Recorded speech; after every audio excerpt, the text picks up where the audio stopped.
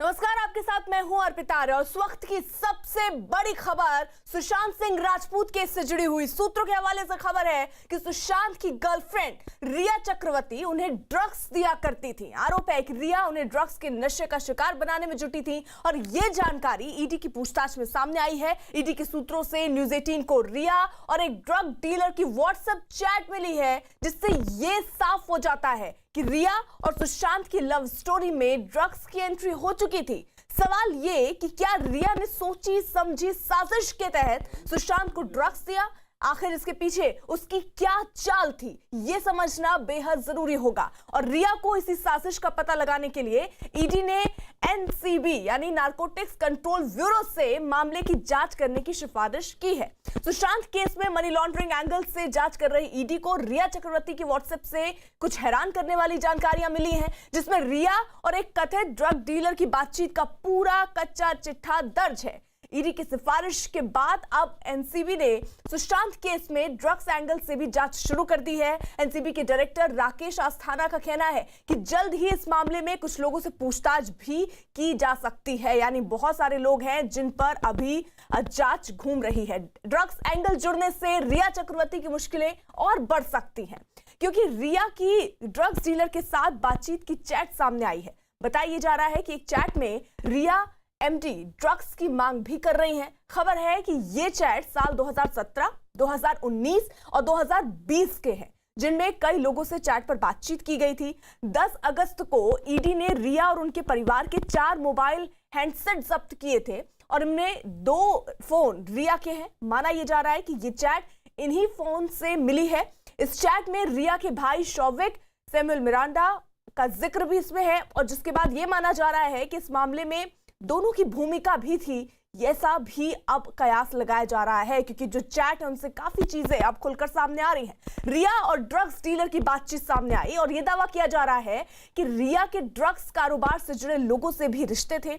रिया और drug dealer के बीच पहली चैट 8 मार्च 2017 को बताई जा रही है। बताया गया कि रिया ने इसी दिन ड्रग डीलर को मैसेज किया था, जिसमें उसने लिखा, रिया अगर हम हार्ड ड्रग्स की बात करें तो मैंने ज्यादा ड्रग्स का इस्तेमाल नहीं किया है। इसके बाद रिया ने ड्रग डीलर से पूछा, तुम्हारे पास एमडी है? वहीं तीसरी चैट में रिया की किसी जया शाह से बात हुई। ये चैट 25 नवंबर 2019 की है। इसमें रिया से जया कहती है, मैंने श्रुति से कोऑर्डिनेट करने के लिए कहा है, उम्मीद है मददगार होगा। जिसके बाद रिया चक्रवर्ती जया से कहती हैं, थैंक यू सो मच। इसके जवाब में जया कहती है, नो प्रॉब्लम ब्रो, उम्मीद है ये मददगार होगा। यही नहीं, इसी दिन रिया और जया में फिर बातचीत होती है। चैट में रिया चक्रवर्ती से जया कहती हैं, चाय कॉफी या पानी। ये लाइन आप गौर कीजिए, इसमें कहा गया चाय कॉफी या पानी में 4 बूंदे डालो और उसे दे दो। उससे यानी किसका जिक्र हो रहा है, अब ये जांच में देखा जाएगा। असर देखने के लिए 30 से 40 मिनट रुको। इसके बाद की चैट मिरांडा और रिया के बीच की है। रिया और मिरांडा के ये चैट अप्रैल 2020 के हैं, जिसमें मिरांडा कहता है, हाय रिया, स्टफ लगभग खत्म हो चुका है, क्या हम ये शौविक के दोस्त से ले सकते हैं? लेकिन उनके पास सिर्फ हैश और बड है। ये हैश और बड क्या है, इस पर भी अभी जांच हो रही है। विवेक हमारे साथ, हमारे सहयोगी इस वक्त जुड़ चुके हैं। विवेक, ये जो 2 कैरेक्टर कहें जो नए मोड़ सामने आए हैं, इसमें उसको किस तरीके से देखा जाए? क्या अब उनको भी ढूंढकर उनसे भी पूछताछ होगी? और क्या इससे यह भी साबित हो रहा है कि रिया ड्रग्स दिया करती थी? देखिए अर्पिता, आपको बताना चाहेंगे कि इस पूरे मामले में हर दिन नए खुलासे होते जा रहे हैं। अब ये पूरा मामला अब ड्रग्स कार्टेल से जुड़ता हुआ नजर आ रहा है। जिस तरीके से अब नारकोटिक कंट्रोल ब्यूरो ने भी साफ तौर पे कह दिया है कि अब इस पूरे मामले की जांच होगी। बाकायदा इसमें रिया चक्रवर्ती की जो चैट डिटेल्स है, जो व्हाट्सएप चैट डिटेल्स है, जो उसने डिलीट कर दी थी, उससे ईडी ने रिट्रीव किया है। और रिट्रीव करने के बाद साफ तौर पर जो 2017 का चैट है, उसमें साफ तौर पर रिया मांग रही है कि क्या जो ड्रग डीलर के पास क्या उसके पास एमडी है। आपको बताना चाहेंगे कि एमडी एक पार्टी ड्रग होती है, जो मुंबई के बड़े बड़े पार्टियों में एमडी की काफी ज्यादा डिमांड होती है और ये ड्रग्स काफी महंगी भी आती है। तो इसी की वजह से रिया ने एमडी ड्रग मांगी थी। वहीं दूसरी जो चैट है वो जया शाह और श्रुति है। श्रुति, आपको बताना चाहेंगे कि सीबीआई के मामले में, सीबीआई के एफआईआर में आरोपी है उससे भी पूछताछ होगी। लेकिन जिस तरीके से दो तीन नाम सामने आए हैं उससे साफ जाहिर हो रहा है कि ये मामला अब जल्दी सुलझता हुआ नजर नहीं आ रहा है, बल्कि सीबीआई ईडी के बाद अब एनसीबी नारकोटिक कंट्रोल ब्यूरो उस पूरे मामले में जांच करेगी। और एक और जो जानकारी हमें मिल रही है उसमें साफ तौर पर पता चला कि 20 अगस्त को यानी कि इसी महीने को मुंबई के नारकोटिक कंट्रोल ब्यूरो ने एक कपल को गिरफ्तार किया था, हस्बैंड वाइफ, जिनके पास से 90 लाख रुपए की एमडी ड्रग बरामद की गई थी। उनकी पूछताछ में पता चलता है ये जो ड्रग्स हैं वो एक बड़ी पार्टी या फिर बॉलीवुड में देने की जो बात कही जा रही थी, उस एंगल में भी अब एनसीबी जांच कर रहा है कि कहीं ये जो ड्रग कार्टेल है, जो गिरफ्तार आरोपी एनसीबी के, उनके साथ मिली भगत तो है या नहीं। यही वजह है कि रिया चक्रवर्ती और सुशांत सिंह राजपूत के घर में जितने लोग रहते थे उनसे लगातार, आज 6वें दिन है, लगातार पूछताछ हो रही है। जो मैनुअल की बात करें या फिर सिद्धार्थ पिठानी की बात करें, वो अभी भी, मैं आपको तस्वीरें दिखाना चाहूंगा कि मुंबई के वकला स्थित डीआरडीओ ये गेस्ट हाउस है, यहीं पर सीबीआई की टीम रुकी हुई है और 6 दिन से लगातार सुशांत के घर में रहने वाले या फिर जो रिया चक्रवर्ती के साथ संपर्क में थे उन सब से लगातार सीबीआई पूछताछ कर रही है। लेकिन जिस तरीके से नारकोटिक कंट्रोल ब्यूरो अब इस पूरे मामले में जांच करना शुरू कर दिया है, तो माना जा रहा है कि मुंबई में बाकायदा एक टीम बनाई जाएगी और टीम बनाने के बाद इसके सारी डिटेल्स लिए जाएंगे। जो रिया चक्रवर्ती के साथ साथ जो आरोपी उस पूरे मामले में, उन सब की फोन डिटेल्स, उन सब की व्हाट्सएप चैट जो डिलीट हो गई है, उनको भी रिट्रीव करने की कोशिश की जाएगी और ये पता लगाने की कोशिश की जाएगी कि आखिरकार जो ड्रग कार्टेल है वो कितना बड़ा है। इस पूरे कारोबार में जो ड्रग्स कौन सप्लाई करता था और किन किन लोग को ये ड्रग्स आते थे, उस बात की जांच पूरी एनसीबी करेगी। अर्पिता, विवेक, रहिए आप हमारे साथ। और इस बीच ये भी खबर आ रही है कि दिल्ली में रिया के ड्रग एंगल को लेकर कल शाम एनसीबी के हेडक्वार्टर में एक अहम बैठक भी हुई है और आज 11 बजे फिर एक बैठक होनी है। एनसीबी अब उस ड्रग डीलर की तलाश में जुट गई है जिससे उसकी चैट सामने आई है। साथ ही सुशांत, रिया और उसके भाई शौविक के दोस्तों के बारे में भी जानकारी हासिल करनी शुरू कर दी गई है। इसके अलावा अब एनसीबी भी रिया और शौविक के कॉल डिटेल्स खंगाल रही है। यानी अब एक तरीके से कहा जाए तो जांच जो है इस दिशा में भी अब होगी कि आखिरकार ये लोग कौन थे और ये ड्रग्स किसे दिया जाता था। आनंद हमारे साथ, हमारे सहयोगी इस वक्त जुड़ चुके हैं। आनंद, कल की बैठक और आज जो ये 11 बजे बैठक होनी है, किन फैसलों पर अमल कर सकती है एनसीबी? जी देखिए अर्पिता, जो दिल्ली के आरके पुरम में नारकोटिक्स कंट्रोल ब्यूरो का हेडक्वार्टर है, वहां पर जो डायरेक्टर हैं राकेश अस्थाना, वो एक बड़ी बैठक कर रहे हैं अपने जो तमाम सीनियर अधिकारी हैं उनके साथ और एक पूरा प्लान तैयार किया जाएगा कि किस तरह से सुशांत सिंह का जो मौत का मामला है उसमें ड्रग्स एंगल की तफ्तीश करना है। क्योंकि ईडी ने सीधे तौर पर उनको अप्रोच करा था और ये कहा था कि कुछ चैट भी उन्हें शेयर करे हैं जो रिया के हैं, जो ड्रग डीलरों के साथ सामने आए हैं। तो उसकी बारीकी से जांच जो नारकोटिक्स कंट्रोल ब्यूरो का जो मुंबई ऑफिस है वो करेगा और जो दिल्ली में ऑपरेशन टीम है जो पूरे इंडिया को ऑपरेट करती है, वो तमाम लोग इस जो पेचीदगी है उसको सुलझाने की कोशिश करेंगे। और उसमें न केवल दिल्ली, मुंबई, इसके अलावा दुबई तक का जो नाम आ रहा है एक शख्स अयाज खान का, उसके तक के तार खंगाले जाएंगे कि आखिर वो शख्स कौन है और रिया से उसके संबंध की जो बात मीडिया में आ रही है आखिर उसमें कितनी सच्चाई है और किन किन ड्रग डीलरों से मुंबई में जो हाई प्रोफाइल लोग हैं वो ड्रग्स लेते थे, खरीद फरोख्त करते थे और क्या रिया चक्रवर्ती, उनके भाई शौविक या सुशांत के आसपास रहने वाले कुछ लोग या दोस्तों में ये ड्रग्स सप्लाई होती थी। ये सबसे महत्वपूर्ण है जिसकी चेन को खंगाला जाएगा। तो जिस तरीके से आनंद जानकारी दे रहे हैं, दरअसल अब पूछताछ भी हो सकती है इससे जुड़ी हुई। लेकिन आनंद, इसमें जो नाम आ रहे हैं, 2 नए नाम आ रहे हैं, क्या उन दोनों लोगों को भी अब खोजा जाएगा? और साथ ही साथ इसमें श्रुति और शौविक का भी जिक्र है इस चैट में, तो क्या उनसे भी पूछताछ मुमकिन है? जी देखिए, बिल्कुल अभी चूंकि 11 बजे जो मीटिंग हो इसी बात को लेके कि क्या कोई एनसीबी कोई इसमें एनडीपीएल जो नारकोटिक्स ड्रग्स फेडरल एक्ट होता है उसका कोई केस दर्ज करेगी या एक पैरेलल जांच करेगी, जो कि महत्वपूर्ण है। अगर एनसीबी कोई केस दर्ज करती है तो मतलब एक तीसरी जांच एजेंसी की बड़ी भूमिका सामने आ जाएगी इसमें। लेकिन देखना होगा कि क्या एक पैरेलल जांच ईडी के कहने पे नारकोटिक्स कंट्रोल ब्यूरो करेगी। ये तमाम पहलू, अगर कोई मुकदमा दर्ज करती है एनसीबी तो जाहिर तौर पर बहुत सारे लोग जो है वो रडार पर आ जाएंगे जिन्हें पूछताछ का सामना करना पड़ेगा। और अगर ये केस एनसीबी दर्ज नहीं करके केवल एक पैरेलल जांच करती है तो पुलिस अपने जो मोबाइल सर्विलांस है, कॉल डिटेल है या जो उनके मुखबिर है उनके जरिए कोशिश करेगी कि आखिर क्या शौविक, रिया चक्रवर्ती, उनके दोस्त या सुशांत के दोस्तों तक ड्रग्स पहुंचती थी और क्या वो ड्रग्स की जो खेप है क्या रिया चक्रवर्ती या सुशांत के घर तक पहुंची है। ये सबसे बड़ी बात है जिसकी तस्दीक करना बहुत जरूरी है और ये बात के लिए ही एनसीबी को इस पूरी जांच में जोड़ा गया है ईडी के कहने पे। और कुछ जो चैट है वो साझा की गई है। ये चैट कब की है, इनकी फोरेंसिक जांच कराई जाएगी, उन कॉल डिटेल को खंगाला जाएगा कि कितने कितने बार ड्रग डीलर से रिया चक्रवर्ती या उनके भाई शौविक या श्रुति की बात हुई है, वो लोग कहाँ के रहने वाले हैं, अभी उनके नंबर की बिल्कुल, तो लोकेशन अहम कहाँ पे है। बैठक है ये 11 बजे और उस पर भी नजर रहेगी। आनंद, आप नजर बनाए रखिएगा। रिया का ड्रग कनेक्शन सामने आने के बाद सुशांत सिंह राजपूत के पिता के वकील विकास सिंह ने एक बार दावा किया कि सुशांत सिंह को ड्रग्स का ओवरडोज दिया गया था। विकास सिंह के मुताबिक पटना में दर्ज एफआईआर में भी ड्रग के ओवरडोज की बात लिखी हुई है।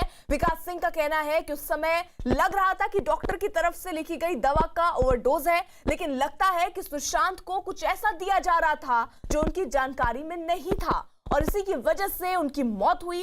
इसके अलावा विकास सिंह ने कूपर अस्पताल में ही सुशांत का पोस्टमार्टम कराने पर भी सवाल खड़े किए हैं। सुशांत के वकील के मुताबिक, माफ कीजिएगा, कूपर अस्पताल सबसे बदनाम है, फिर भी मुंबई पुलिस ने वहीं पर पोस्टमार्टम क्यों करवाया?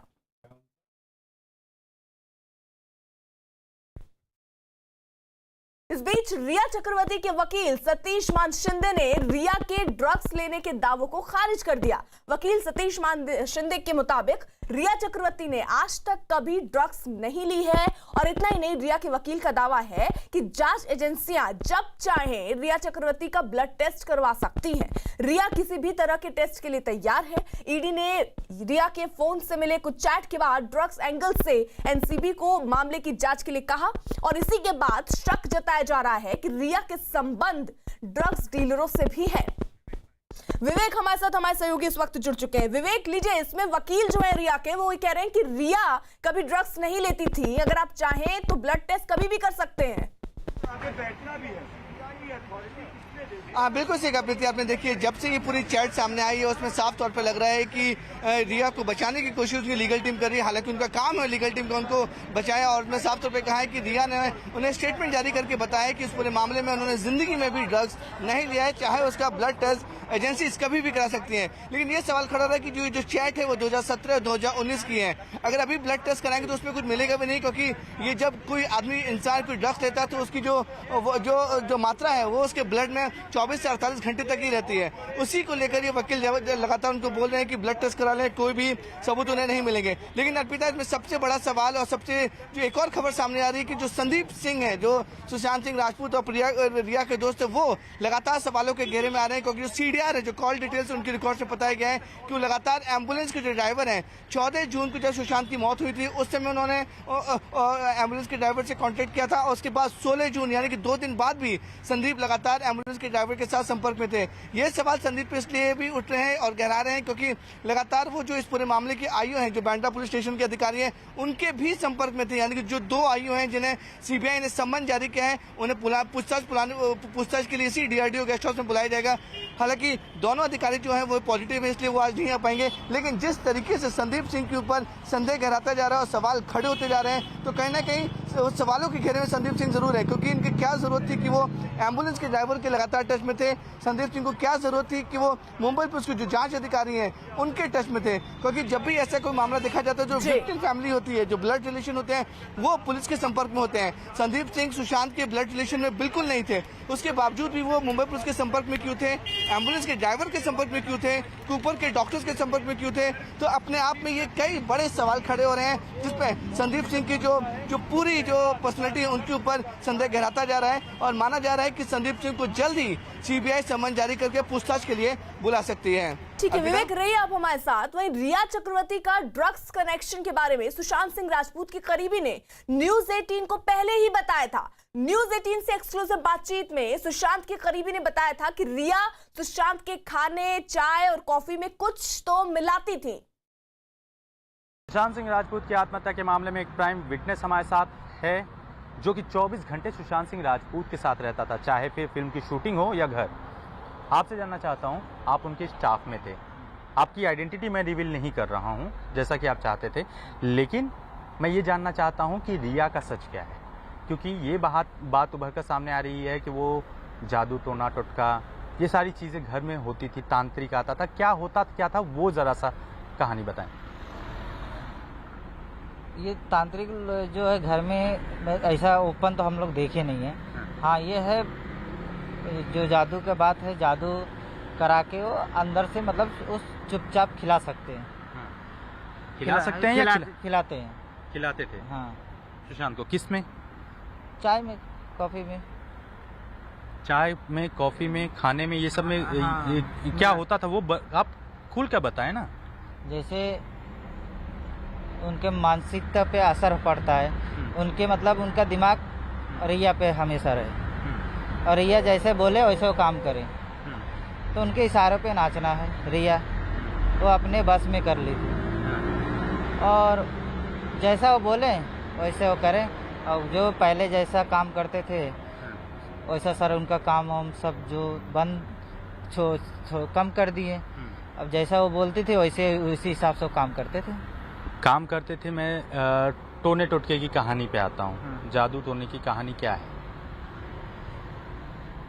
जो आप जानते हैं? सच सच बताएं, कोई दिक्कत नहीं है, कोई भी आपकी आइडेंटिटी रिवील नहीं होगी। ये मैं मानता हूँ, जादू टोना टटका करते हैं और खिलाते भी हैं और अपने बस में कर लिया था। अच्छा एक चीज बताएं, ये इसलिए मानसिकता पे उनको असर पड़ता है। उनके मानसिकता पे इसका असर पड़ा था। अच्छा एक चीज बताएं, क्या कोई ताबीज वबीज भी बांधा गया था और ये सारी चीजें घर में होती थी? ड्रग्स एंगल जुड़ने से रिया चक्रवर्ती की मुश्किलें और बढ़ सकती हैं, क्योंकि रिया की ड्रग्स डीलर के साथ बातचीत की चैट सामने आई है और यह बताया जा रहा है कि एक चैट में रिया एमडी ड्रग्स की मांग भी कर रही हैं। खबर है कि ये चैट साल 2017, 2019 और 2020 के हैं, जिनमें कई लोगों से चैट पर बातचीत की गई थी। 10 अगस्त को ईडी ने रिया और उनके परिवार के 4 मोबाइल हैंडसेट जब्त किए थे। इनमें 2 फोन रिया के हैं। माना जा रहा है ये चैट इन्हीं फोन से मिली है। इन चैट में रिया के भाई शौविक और सैमुअल मिरांडा का जिक्र भी है, जिसके बाद माना जा रहा है कि इन मामलों में दोनों की भूमिका भी थी और इसी के हिसाब से अब आगे जांच बढ़ेगी। तो आपको बता दें, बड़ी खबर इस वक्त की है।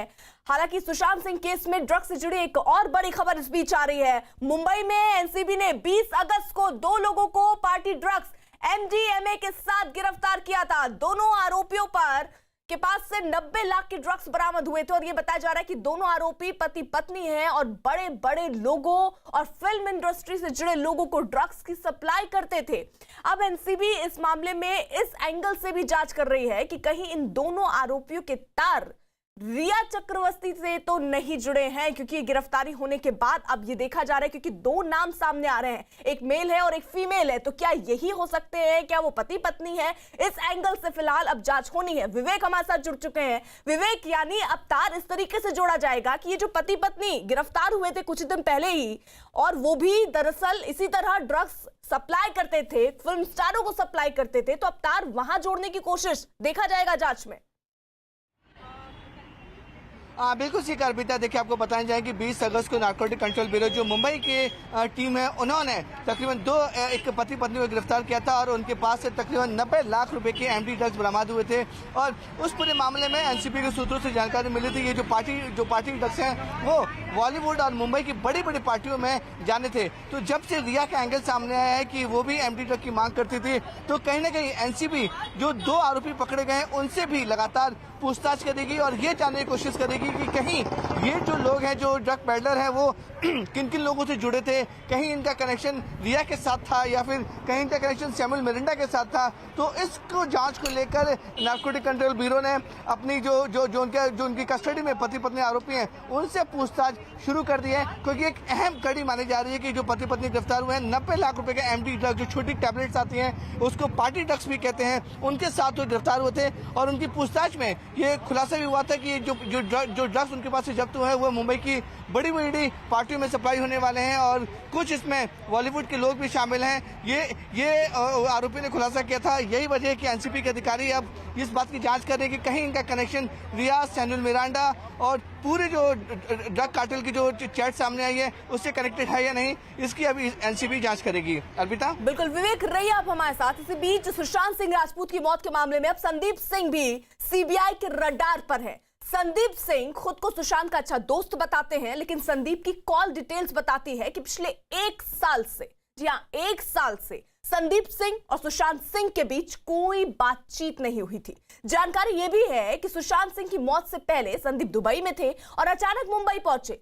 इसके अलावा कॉल डिटेल्स में खास बात यह है कि सुशांत का शव ले जाने वाले एम्बुलेंस के ड्राइवर को संदीप सिंह ने सुशांत की मौत वाले दिन यानी 14 जून को कॉल की, जिसके बाद 16 जून को भी एम्बुलेंस के ड्राइवर को संदीप ने फोन किया था और वो कूपर अस्पताल के डॉक्टरों से भी संपर्क में थे, जांच करने वाले अधिकारियों के भी संपर्क में थे और इसीलिए अब सवाल गहराते जा रहे हैं।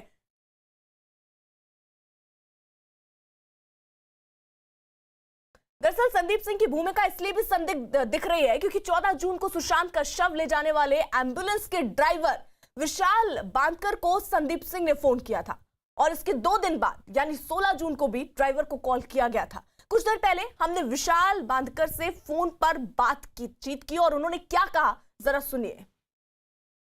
आपको वहाँ पे सुशांत सिंह के घर पे किसने फोन करके बुलाया था? हम लोग पुलिस वालों ने बुलाया था सर। अच्छा, वो संदीप का भी फोन आया था ना, संदीप सिंह? क्या मालूम सर, बहुत फोन आ रहे थे उस दिन, पता नहीं।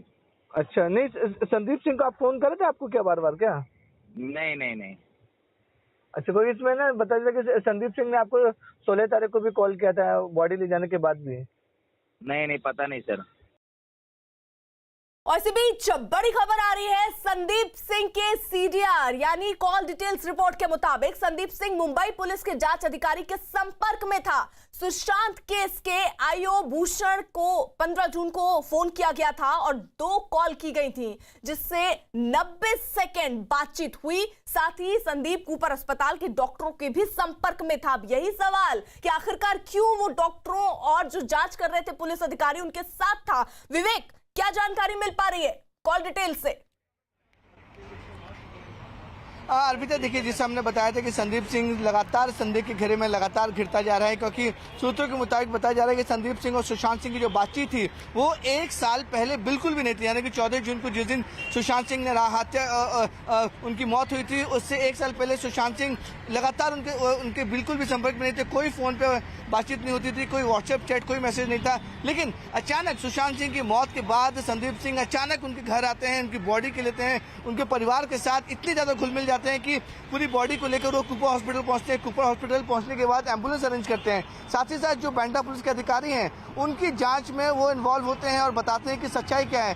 तो ये जो सारी डिटेल्स हैं वो संदीप सिंह के सीडीआर यानी कॉल डिटेल से ये साफ जाहिर हो रहा है कि लगातार वो एम्बुलेंस ड्राइवर के संपर्क में थे, कूपर हॉस्पिटल के डॉक्टर के संपर्क में थे। और सबसे अहम बात यह है कि बांद्रा पुलिस के मामले, जब पूरा मामला मुंबई के बांद्रा पुलिस स्टेशन में जहाँ जांच अधिकारी थे उनसे भी लगातार संपर्क में थे। सवाल ये खड़ा हो रहा है कि जब विक्टिम फैमिली, जो उनकी ब्लड रिलेशन की खुद की सिस्टर है सुशांत सिंह राजपूत की, मीतू सिंह, खुद बॉम्बे में थी और पूरी घटना की चश्मदीद गवाह भी हैं और बाकायदा पूरी फॉर्मेलिटीज वो ही करी थी। तो सवाल ये खड़ा हो रहा है कि मीतू सिंह को छोड़कर संदीप सिंह क्यों बार बार सबके संपर्क में थे।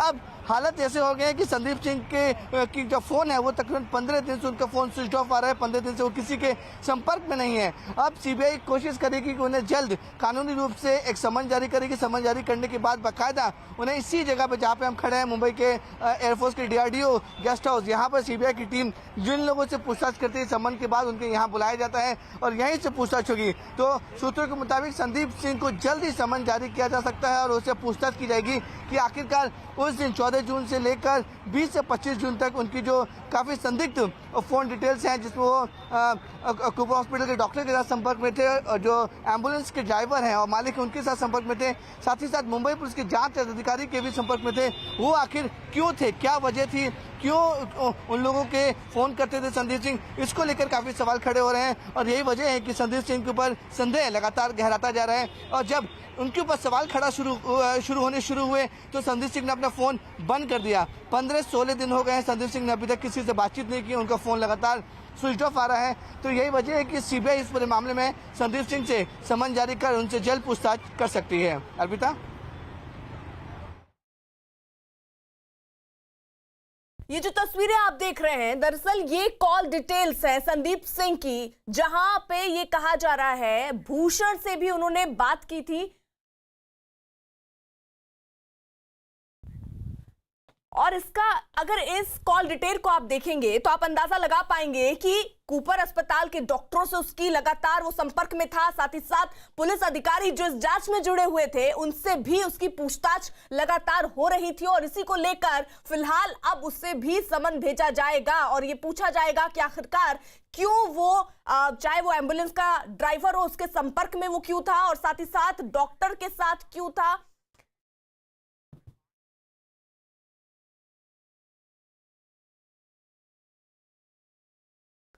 अगर आप 15 जून 15 2020 की तस्वीर देखें तो यहां पर भूषण पेडनेकर का नाम यहां पर दर्ज है और उनसे बातचीत हुई है, ये कॉल डिटेल्स में साफ दिख रहा है। और इसी के साथ साथ कई और नाम है जिसमें कूपर के अस्पताल के डॉक्टर, वो एम्बुलेंस जो सुशांत की डेड बॉडी लेकर गया, उसके ड्राइवर से भी उसकी लगातार बातचीत हुई है। आखिरकार क्यों, इस एंगल से भी आप पुलिस उनसे पूछताछ कर सकती है। तो यानी कुल मिलाकर अब संदीप सिंह पर भी सुई गहराती जा रही है कि वो शख्स जो पिछले 1 साल से कांटेक्ट में नहीं था, अचानक दुबई में वो होता है, मुंबई क्यों आता है, और उसके बाद आने के साथ वो सबसे आगे, सबसे पहले सुशांत की बहन के साथ वहां पहुंचता है।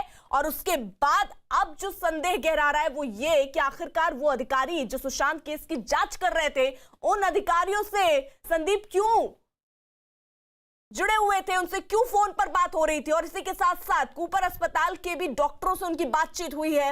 वहीं जो एम्बुलेंस का ड्राइवर है उससे उस दिन 14 तारीख को भी बात होती है, उसके बाद 15 तारीख को भी उससे बात होती है। आखिरकार क्यों, यही सारे सवाल हैं जो अब जांच का विषय बने हैं। और इसीलिए अब हो सकता है कि अब जल्द ही जल्द उसे बुलाया जाए, समन दिया जाए और पूछताछ के लिए बुलाया जाए। फिलहाल 15 दिन से उसका फोन बंद है।